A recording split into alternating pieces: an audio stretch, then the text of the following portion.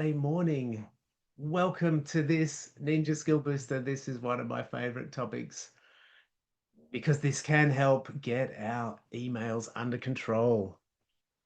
If we can get our emails under control, we can hopefully reduce our stress, get more focused, gain clarity, produce our best work. So yeah, we're here just for half an hour today. My name is Matt Cowdroy or Ninja Matt. I would like to start by acknowledging the traditional custodians of the lands that we are all coming from today. Looks like we've got quite a few from New Zealand in the chat as well. So in Australia and New Zealand and all around the world, the traditional custodians, I would like to thank them for their stewardship of our land and water and culture and storytelling, communication, and acknowledge elders past, present, and emerging and future. I'm coming from Guringai country on the northern beaches of Sydney. For those of you that haven't met me before, I am a productivity ninja. I'm the owner of Think Productive Australia. Think Productive is a global company based originally out of the UK, founded by Graham Alcott, who wrote the book How to Be a Productivity Ninja. Now, what we are all about is reimagining work, reimagining how we work, thinking about how we work to help our clients, to help you love your work, to help you find more fulfillment in your work. I'm very passionate about this. I spent 20 years in corporate life, 21 to be precise, before starting this business in 2014. And I know the struggles. I know the challenges. Email is just one of them, but today we're focusing on email. So for this session today, please feel free to use the chat. I've got an eye on the chat over here at the side, so you can ask questions there. We're going to interact in there. Once again, a very, very, very warm welcome. Um, no other real rules of the road for today. It's only a short session, but my goal for this is that I'm going to share enough information from our Getting Your Inbox to Zero workshop to make this useful for you. So the encouragement here is turn on the brain, grab a pen and paper, really focus. I know it's easy to have something else, or be doing your emails on the side while you listen to this. If you're doing that, there's probably not much point being here, to be honest. All right. So today's session is from our Getting Your Inbox to Zero workshop, stress-free emailing. I'd love to hear from you in the chat, please. What's your biggest email challenge? There's 3 questions here. Answer any question you like. What's your biggest challenge? How do emails affect your work, or how's it making you feel? I just want to get your thoughts on emails. Pop them in the chat so we can see. Thanks for your comment there as well, Kate. We'll talk about this again at the end. Drowning. Don't know how to catch up after being off sick for a week. Yes. Feeling overloaded. Always urgency from senders. Yeah, that's an interesting one, Sophie. I wonder about that one. Always urgency from senders. How much pressure do we actually just put on ourselves rather than coming from senders? Just a thought. Overwhelming. Feel like my day is 90% emails. Feel like I'm constantly unsubscribing. Yeah. Keeping on track with a huge portfolio of clients. Day 3 back from leave, still catching up. Yes. Oh, there's so much here. Too much information. Keeping track of the missed conversations. How to respond to people making appointments. Yeah, there's a lot here. Thank you, everyone. Just wanting to see if there are better ways to sift the incoming emails. Yes, there are, Joseph. Oh, yes. Beautiful. So overwhelmed, struggling, distracted, missing things. There's a lot going on here. All right. Now, before we get into the content that I want to share today, often this gets a bit confusing with different versions of Outlook if you're using the Microsoft suite. By the way, if you're not using Outlook and you're using Gmail or something else, today's content is still extremely relevant and helpful. When we do our full Getting Your Inbox to Zero workshop, we provide a handout that splits the tips between the different versions of Outlook because, as I say, there are different versions. So whether you are using the classic Outlook, which is the desktop version,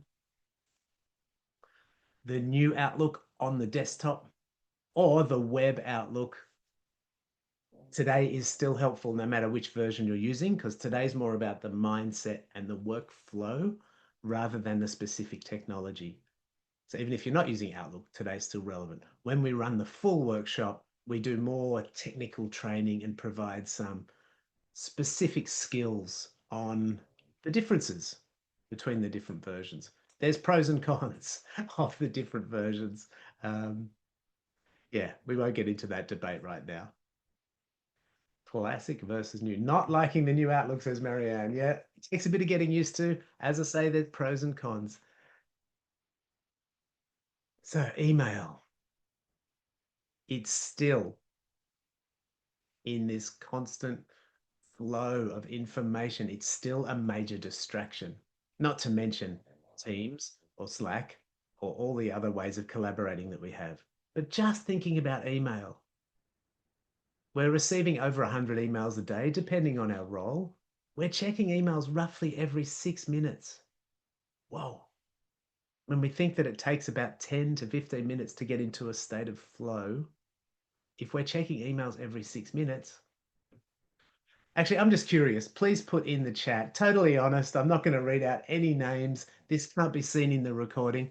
Please put in the chat how often you look at your email. Now you know what the benchmark is every 6 minutes. And a lot of people often say it's always on. Is it always on? Please put always on if it's always on. There's no shame here, right? If you say constantly or always on, you're quite normal.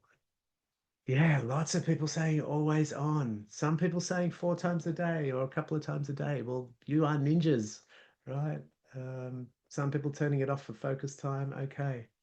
But a lot of people saying always on. We're going to change that today. Oh, and when the notifications come through, we're going to change that today. We're losing about 3.5 hours a day on email. And we're using email for collaboration. About 80% of us are still using email for collaboration. And there are better ways. There are better ways to collaborate. So, what I'm aiming to do in this short session today is to just help you shift your mindset a little bit and change some behaviors. Now, changing behaviors takes a while, but we've got some good tips here. So, not to mention only email, we love this concept of confusion. Confusion is a word that we made up when we were creating our Supercharge Your Team Comms workshop, to say that we are confused. Our brain is overloaded with far too much information, and email's just part of it. But if we can solve the email problem or challenge, or if we can get better at managing email, it's one part of the puzzle, right? So why is email so stressful? We get stressed when we look at our emails because sometimes it's about making decisions, moving things forward, providing information. So it's a stressful thing. This is why sometimes we put it off, or we read an email, we don't respond. We get performance anxiety. We want to get it right, but we don't know what it's going to land like on the other side. If our inbox is overflowing, we also know that we'll probably miss things. And if in our brain we're thinking, oh, I'm probably going to miss something, we already start feeling this stress. So just looking at our emails can start to bring on this stress. And as many of you know, if you've done our ninja work before, if that amygdala or that reptilian brain activates, we're not at our best. So that's when it's time to take a breath. Let's just take a breath together now. Big, long, slow exhale. Now just remember, you can do that at any stage. I realized I needed that in that moment because I was probably getting a bit excited, right? Take another breath. Nice big exhale. What we're finding there is we start to reset the brain. The brain can start to think again. So if you're in your email and starting to feel that overwhelm, don't forget to breathe. Any time of the day, don't forget to breathe. It reduces that stress.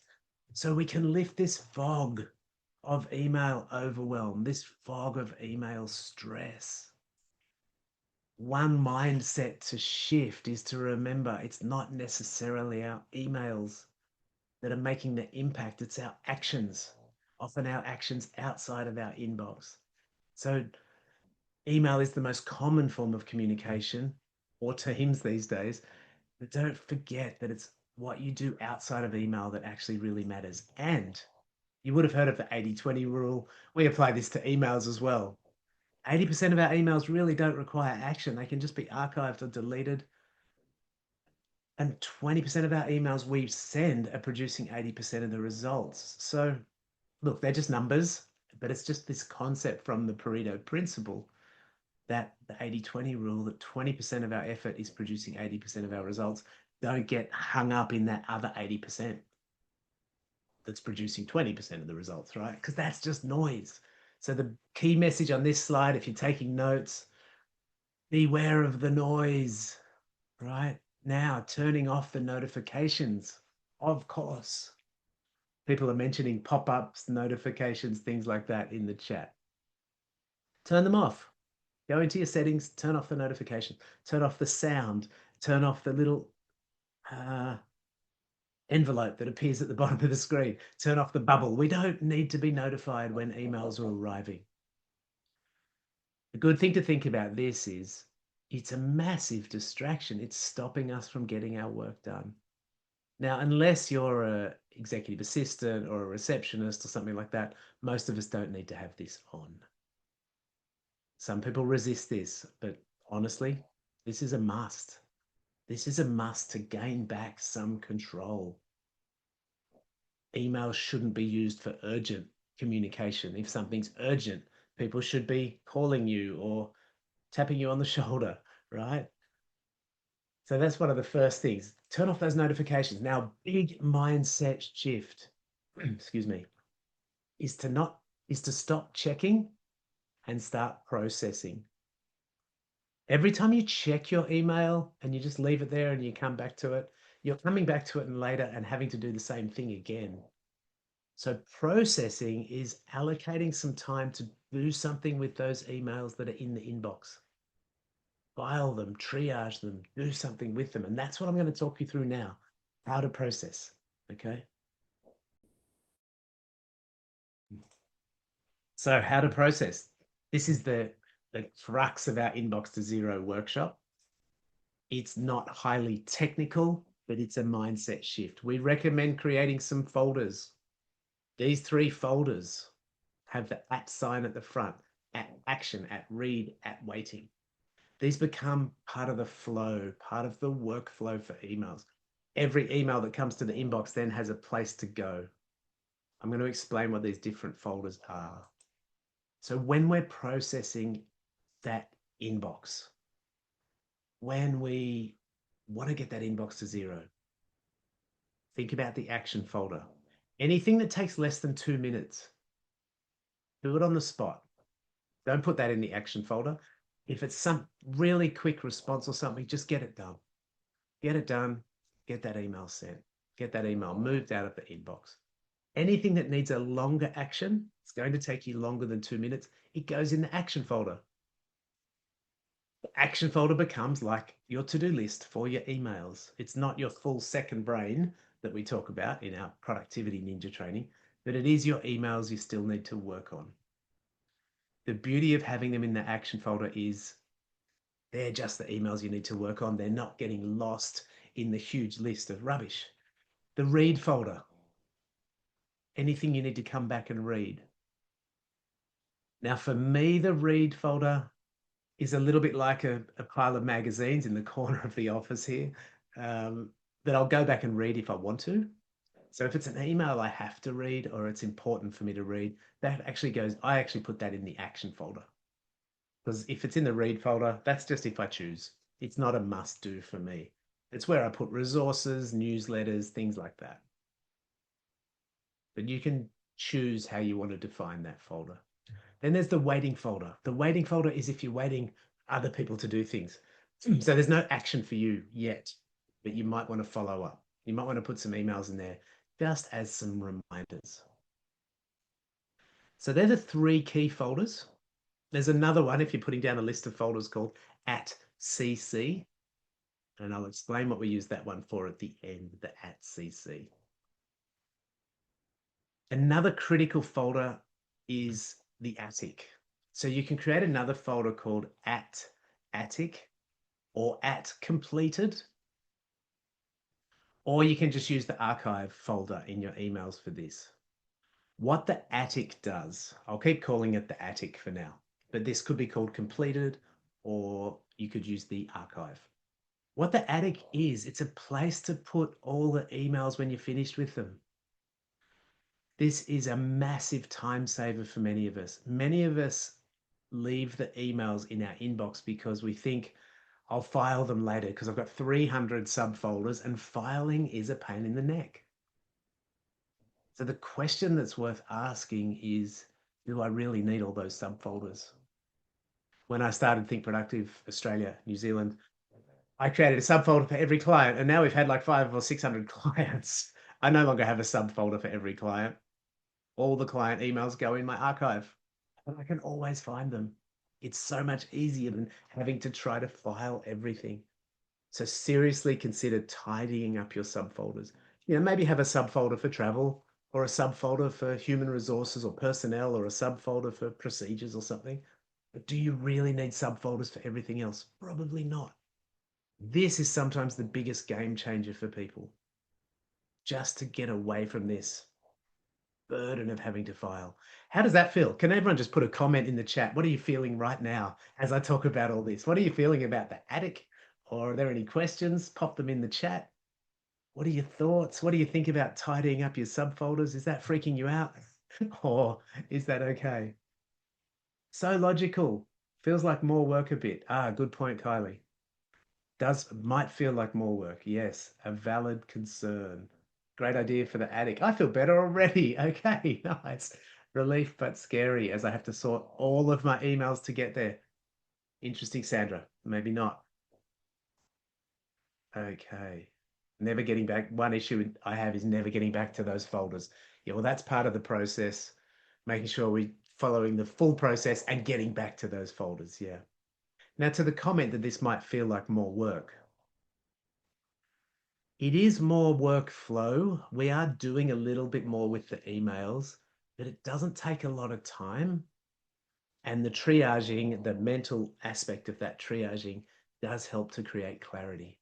Because the opposite, just leaving them all in the inbox, just keeps creating confusion. So it's very valid to feel like this is going to be creating more work, but it's really quick, especially if you use quick steps in Outlook.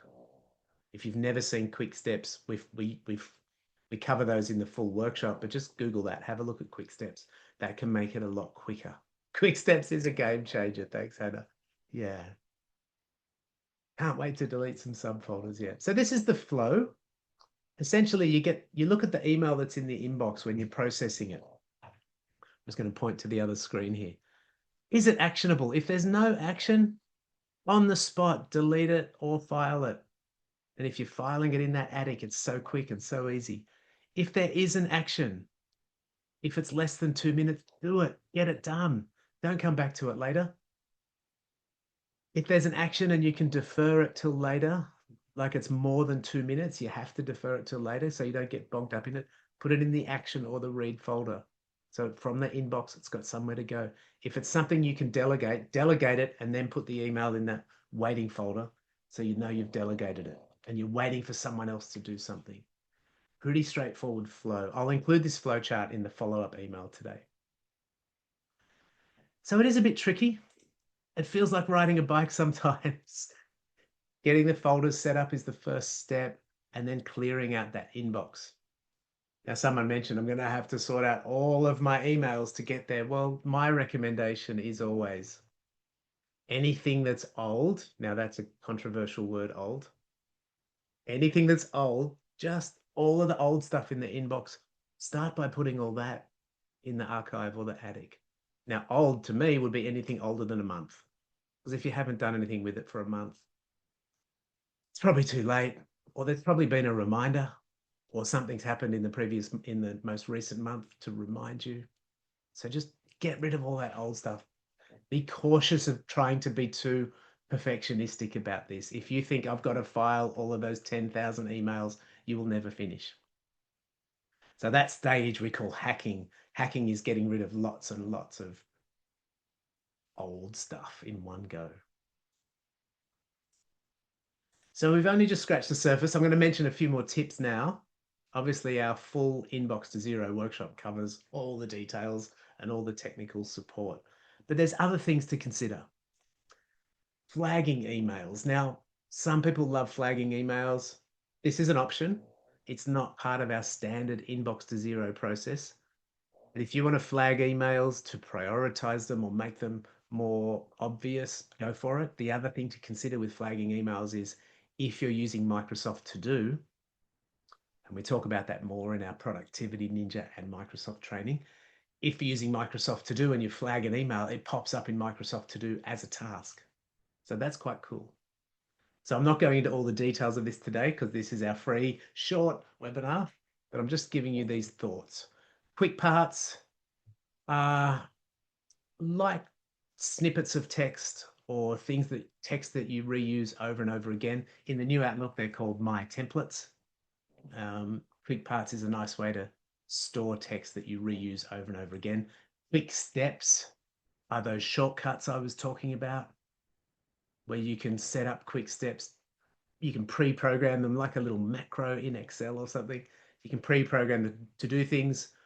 One of the common things we use for this process is moving emails between folders, because that can make it a lot easier. Templates. So in Outlook or any system, but the use of templates can help. This is one of the good things about the new Outlook. Templates are actually better. The templates functionality in the new Outlook is better than the old Outlook. Rules. Don't forget that rules can help triage, sort, move, delete, block emails. And the CC rule, while we're talking about rules. Now, I mentioned that CC folder. The CC rule, which is covered in our full workshop, but I'll explain it to you. It's a rule that we set up that moves any email that I'm CC'd on to the CC folder. What this does, it automatically triages all those CCs out of the inbox